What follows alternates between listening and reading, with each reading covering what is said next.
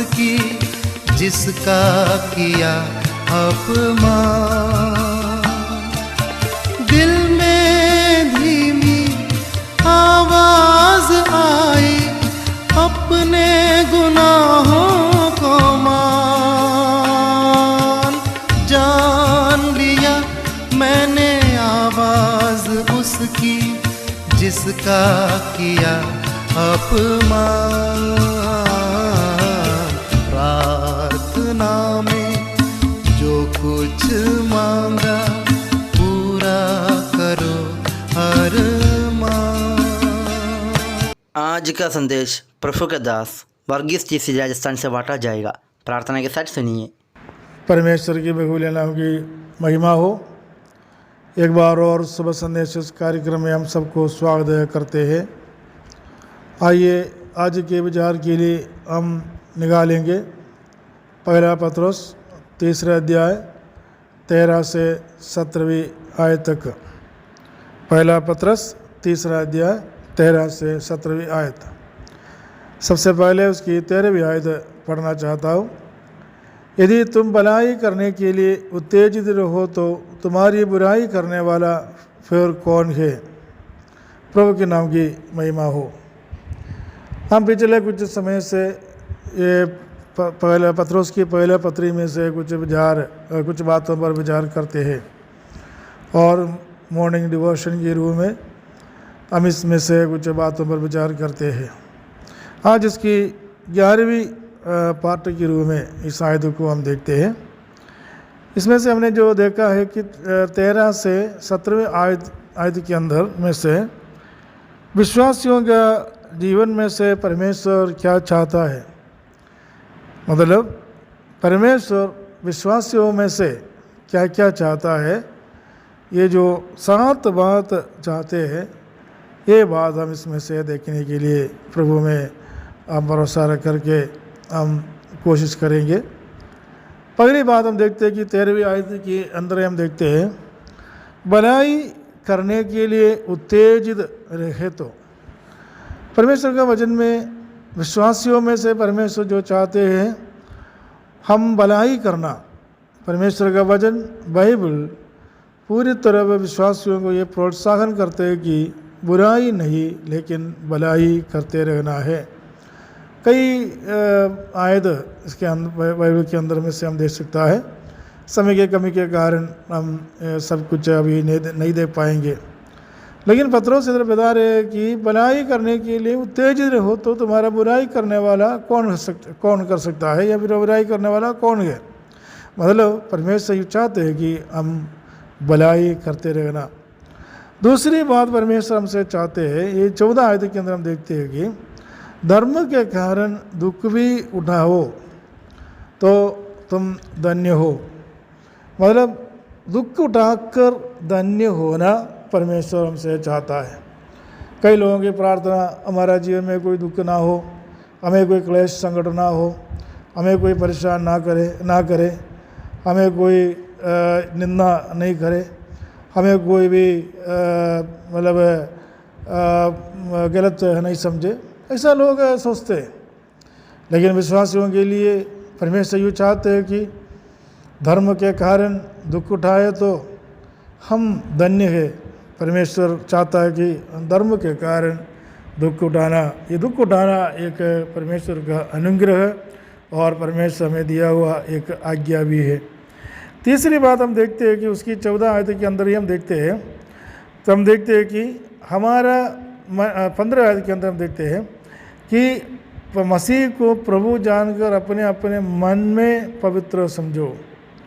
हम देखते हैं कि अपने मन में पवित्र समझना है, परमेश्वर को पवित्र समझना है। अपना एक मन होना चाहिए कि जो परमेश्वर के लिए पवित्र हो जाए और पवित्र बात सोचे, पवित्र बात काम भी करे। एक मन मनुष्य के जीवन में से परमेश्वर चाहते हैं, या अच्छा मन परमेश्वर मनुष्य से चाहते हैं। परमेश्वर अपना लोगों को दिया हुआ आज्ञा में भी ये बताया पूर्ण मन से परमेश्वर को प्रेम करना, तो हमारा पूरा मन परमेश्वर चाहते हैं। चौथी बात हम देखते हैं परमेश्वर क्या चाहते हैं उसकी 15वीं आयत के अंदर हम देखते हैं। 15 आयत के अंदर आगे जब हम देखता है तो हम देखते हैं, जो कोई तुमसे तुम्हारी आशा के विषय में कुछ पूछे उसे उत्तर देने के लिए सर्वदा तैयार रहो, पर नम्रता और भय के साथ। परमेश्वर हमसे चाहता है कि हमेशा तैयार रहना है। काय के लिए? यदि कोई हमसे पूछे तो उत्तर देने के लिए तैयार रहना है, लेकिन नम्रता और भय हमारा जीवन में होना भी बहुत ज़रूरी है। अनेक लोग ऐसा होता है कि कुछ बात पूछे या कुछ वाद हो जाए, जल्दी गुस्सा करते हैं, या मतलब उनका जीवन के अंदर बहुत गंभीरता से लेते हुए नफरत करते हैं। लेकिन नफरत नहीं, नम्रता परमेश्वर मनुष्य से चाहते हैं। और आगे हम देखते हैं कि जो 5वीं बात है, परमेश्वर मनुष्य से क्या चाहता है, ये देखते हैं कि 16वीं आयत के अंदर, तुम्हारा विवेक भी शुद्ध रखो। अच्छा विवेक हमारा जीवन में होना बहुत ज़रूरी है, और शुद्धता के साथ हमारा जो विवेक है दूसरों के सामने दिखाना चाहिए, अविवेक नहीं। और हमारा जीवन में और विवेक या मतलब अच्छा मन, अच्छा शुद्ध हृदय रखकर लोगों से और डीलिंग करना बहुत ज़रूरी है। तो 6वीं बात हम देखते हैं, उसी आयत के अंदर ही हम देखते हैं कि आगे हम देखते हैं, और जो मसीह में तुम्हारे अच्छे चाल चलन का अपमान करते हुए लज्जित हो। इधर हम देखते हैं कि तुम्हारा मैं पूरा विषय के ऊपर बोलना नहीं चाहता हूँ, लेकिन इधर हम देखना चाहता है तुम्हारे अच्छे चाल चल का। यदि कोई अपमान करते हो वो लज्जित हो जाएंगे। कैसे हो? तो हमारा चाल चल अच्छा हो। तो परमेश्वर यूँ चाहता है, मसीह जीवन बिताने वाला मसीह लोगों के लिए, परमेश्वर का लोगों के लिए परमेश्वर यूँ चाहता है कि हमारा चाल चल अच्छा होना चाहिए। दूसरों के साथ व्यवहार, बातचीत करना, व्यवहार करना और लेना देना करना, डीलिंग्स करना, उसमें मतलब हमारा चाल चल अच्छा होना चाहिए। और 7वीं बात है 17 आयत के अंदर हम देखते हैं, क्योंकि यदि परमेश्वर की यही इच्छा हो कि तुम भलाई करने के कारण दुख उठाओ, तो एक बुराई करने के कारण दुख उठाने से उत्तम है।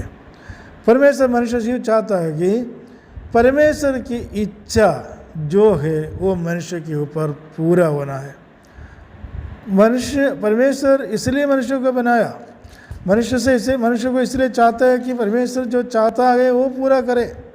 जैसा कि मान लो मनुष्य कोई भी एक व्यक्ति कुछ लोगों को अपना सेवा करने के लिए कई जगह में रखा हो, तो क्या चाहते हैं, और मालिक चाहते हैं कि जो मैं चाहूँ वो करे, इसलिए सर्वेंट को रखा है या दास लोगों को रखा है।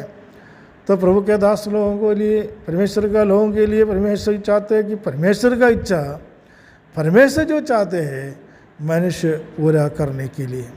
लेकिन आजकल मनुष्य का स्वभाव क्या है? मनुष्य बोलेगा प्रभु मैं जो चाहता हूँ वो परमेश्वर करे, यदि ऐसा नहीं किया तो परमेश्वर से रणा करता है या परमेश्वर से नफरत करता है। लेकिन परमेश्वर मनुष्य से क्या चाहता है? परमेश्वर जो चाहे वो मनुष्य करे। प्यारे मित्रों, हमारा जीवन में भी ये वरदान प्रभु देना चाहता है। परमेश्वर जो चाहता है वही हम करते रहे, अन्यथा हम जो चाहते हैं परमेश्वर करना वो नहीं, परमेश्वर जो चाहता है हम करते रहे। इस वचन के द्वारा परमेश्वर हमें सहायता करे, मदद करे। प्रभु के नाम की महिमा हो।